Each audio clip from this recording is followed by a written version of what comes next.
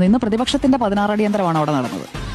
നല്ല രീതിയിൽ അതിൽ പങ്കെടുത്ത് പ്രതിപക്ഷം തൃപ്തിയായി മടങ്ങി പോകുന്നതാണ് നമ്മൾ കണ്ടത്. കാരണം 2:40 ആകുമ്പോഴേക്കും സമയം കൂട്ടിക്കൊടുത്തു കേട്ടോ. 2 മണി വരെയാണ് നിശ്ചയിച്ചിരുന്നത്. 12 മണി മുതൽ 2 മണി വരെ സമയം കൂടുതൽ വേണം, എടുത്തോളൂ എന്ന് പറയുന്നു, എടുക്കുന്നു. 2:40 ആകുമ്പോഴേക്കും എല്ലാം പാക്ക് ചെയ്ത് പുറത്തേക്ക് ഇറങ്ങേണ്ട അവസ്ഥയിലേക്ക് പ്രതിപക്ഷം എത്തുന്നു. അതാണ് ഇന്ന് നമ്മൾ സഭയിൽ കണ്ടത്. നിങ്ങളൊരു ചോദ്യം ചോദിക്കുമ്പോൾ ആ ചോദ്യം ചോദിക്കുന്നത് ആരോടാണ് എന്ന് നിങ്ങൾ ഓർക്കണം എന്നുള്ളത് മുഖ്യമന്ത്രി പിണറായി വിജയൻ ഇന്ന് പറയാതെ പറയുകയായിരുന്നു. കാരണം ഫുള്ളി പ്രിപ്പയർഡ് ആയിട്ട് വന്ന് നിൽക്കുന്ന ഒരു ഭരണപക്ഷ നിരയാണ് നമ്മൾ കണ്ടത്. അതിലിപ്പോൾ കടകംപള്ളി ആകട്ടെ സംസാരിച്ച ആരും മോശമാക്കിയില്ല, എല്ലാവരും കൃത്യമായ മറുപടി കൊടുത്തു. അതിനു മുൻപ് തന്നെ ചോദ്യോത്തര വേളയിൽ തന്നെ അവർ അതിന്റെ ഒരു കർട്ടൻ റൈസർ മന്ത്രി വീണ ജോർജ് തുടങ്ങി വെച്ചപ്പോൾ തന്നെ ഏറെക്കുറെ ഇത് പ്രതീക്ഷിച്ചതായിരുന്നു. കാരണം ഫുള്ളി എക്വിപ്ഡ് ആയിട്ടാണ് ഭരണപക്ഷ ബെഞ്ച് ഇരിക്കുന്നത് എന്നുള്ളത് വ്യക്തമായിരുന്നു. പക്ഷേ ഇന്ന് മുഖ്യമന്ത്രി കൊടുത്ത മറുപടി തിരിച്ചൊന്നും പറയാൻ കഴിയാത്ത തരത്തിൽ മറുഭാഗത്തിന് നിരായുധീകരിച്ച് നിൽക്കുന്ന ഒരു സാഹചര്യം അവിടെ ഉണ്ടാക്കിയിട്ടുണ്ട് എന്നത് വ്യക്തമാണ്.